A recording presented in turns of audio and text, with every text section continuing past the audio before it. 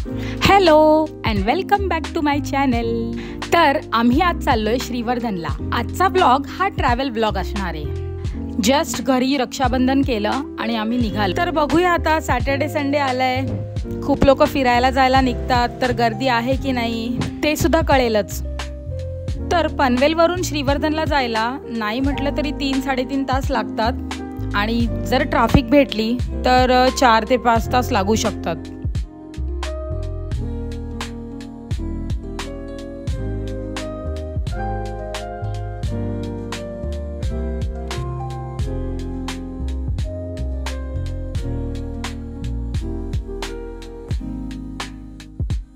तर तुम्हाला ना एक गोष्ट सांगायची आहे। ॲक्च्युली मी ना आत्ता निघायच्या आधी ना थोडं बाहेर गेले होते आणि थोडं कामानिमित्त बाहेर गेले होते। तर घरी आल्यानंतर रक्षाबंधन झालं आणि मी ना जेवायचंच विसरले आणि गाडीत आत्ता बसल्यावर माझ्या लक्षात आलं की मी जेवलेच नाही आहे आणि मी मम्मीच्या तोंडाकडे बघते, ती माझ्या तोंडाकडे बघते आणि अक्षरशः म्हणजे असं झालं की आता भूक लागली आहे। तर असं सगळं आहे। तर ठीक आहे, म्हणजे आता जाता जाता बघूया आपण एखादं हॉटेल वगैरे छानसं दिसतंय का, तिथे विश्रांती घ्यायचं बघूया, मध्येच एखादा शॉर्ट ब्रेक आणि मग तिथे आपण काहीतरी खाऊ, ऑप्शन डोसा किंवा इडली, मेदूवडा असं काहीतरी। तर तुम्हाला हे मी सांगण्याचं कारण म्हणजे काहीच नाही आहे, मला जस्ट वाटलं म्हणून मी शेअर केलं। पण कधी इन केस तुम्हाला, जर तुम्ही माझा ब्लॉग बघितला आणि तुम्हाला कधी यायचं असेल श्रीवर्धनला आणि इन केस तुम्हाला असं वाटत असेल की अरे मध्ये एक विश्रांती घेऊया, तर कदाचित मी दाखवलेल्या काही प्लेसेस तुमच्या उपयोगी पडतील। आणि अजून एक, आमचं स्वतःचं हॉलिडे होम आहे श्रीवर्धनला, श्री समर्थ कृपा म्हणून हॉलिडे होम आहे आमचं स्वतःचं घरगुती। तर इथे फक्त आम्ही राहण्याची सोय उपलब्ध करून देतो आणि आमच्या घराच्या बाजूलाच एक हॉटेल आहे, तर तिथे आम्ही जेवणाची सोय सुद्धा करून देतो। तर जर कधी तुम्ही प्लॅन केला श्रीवर्धनमध्ये येण्याचा तर श्री समर्थ कृपा हॉलिडे होम इथे नक्की भेट द्या। आणि जर का हॉलिडे होम संदर्भात तुम्हाला अधिक माहिती हवी असेल तर मी इथे नंबर देते, त्या नंबरवर तुम्ही संपर्क साधा।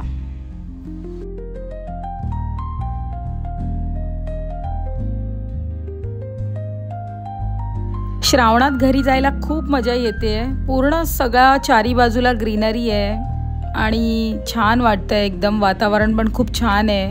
तर तुमच्यापैकी बरेच जण आता गणपतीला कोकणात येणार असतील तर बऱ्यापैकी मला लोक विचारतील कमेंट बॉक्समध्ये की रस्ता कसा आहे। तर रस्ता काही ठिकाणी छान आहे, काही ठिकाणी ओके आहे। आता तुम्हाला माहीतच आहे रस्त्याची काय दुर्दशा होते।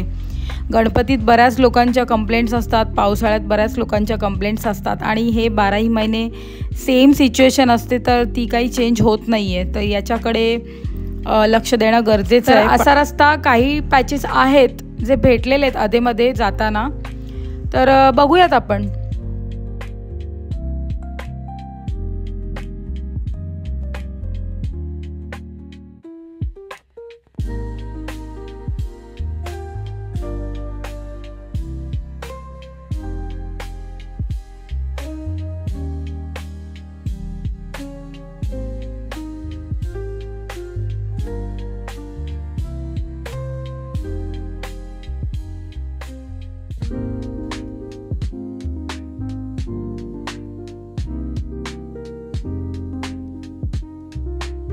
आता पेंड सोडल्यानंतर आम्हाला थोडा पाऊस लागलेला आहे, इथे बराच पाऊस पडून गेलेला आहे। खूप सुंदर वातावरण झालेलं आहे, खूप छान वाटतंय।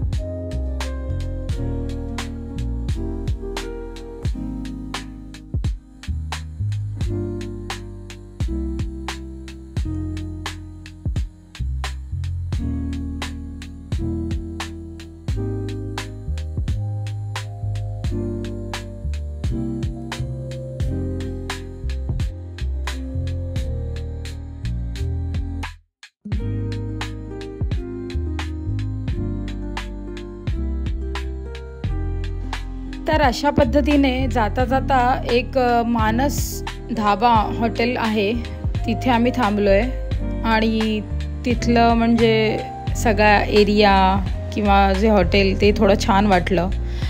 ढाबा आहे तो आणि बघूयात आपण आत जाऊन कसं आहे.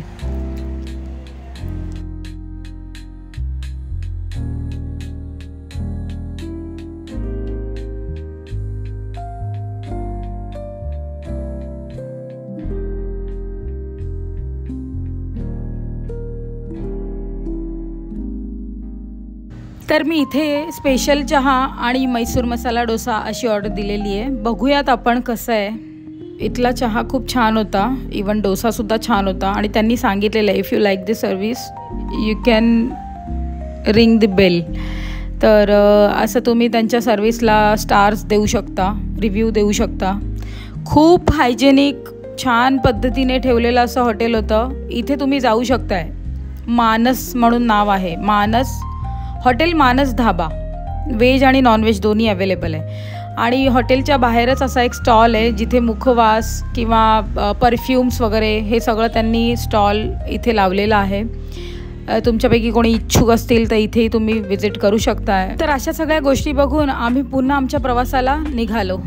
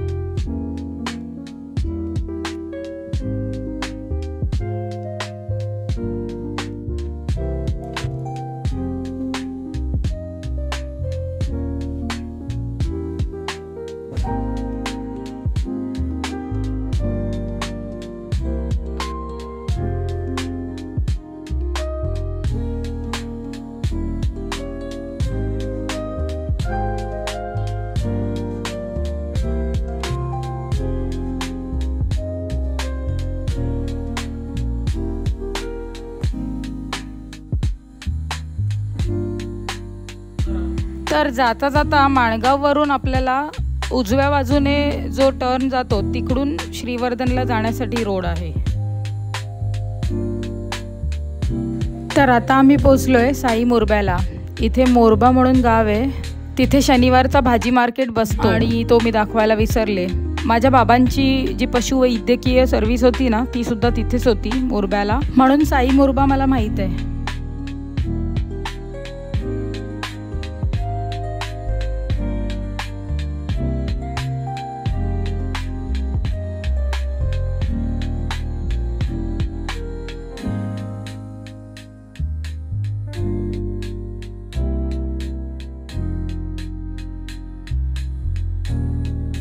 आम्ही श्रीवर्धनला जाणार असतो तेव्हा असं आम्हाला सगळं सामान घेऊन जावं लागतं.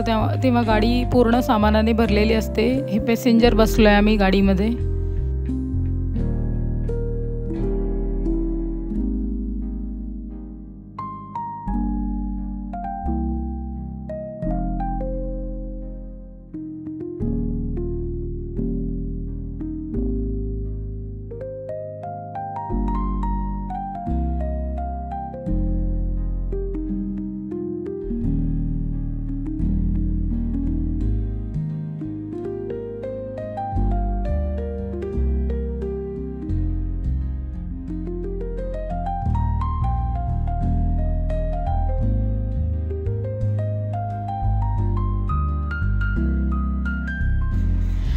आता इथून जो डाव्या बाजूला रस्ता जातोय तो हरिहरेश्वरला जातो आणि उजव्या बाजूला जो रस्ता जातोय तो श्रीवर्धनला जातो.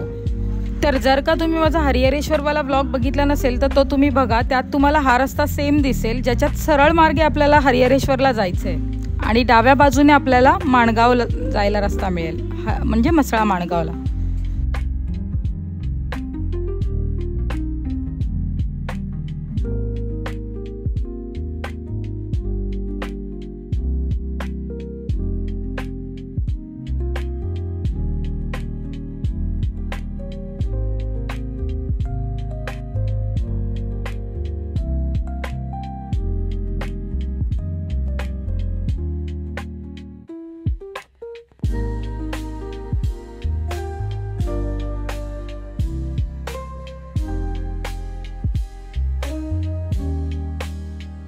तर अशा पद्धतीने आपण आता श्रीवर्धनमध्ये पोहोचलेलो आहोत.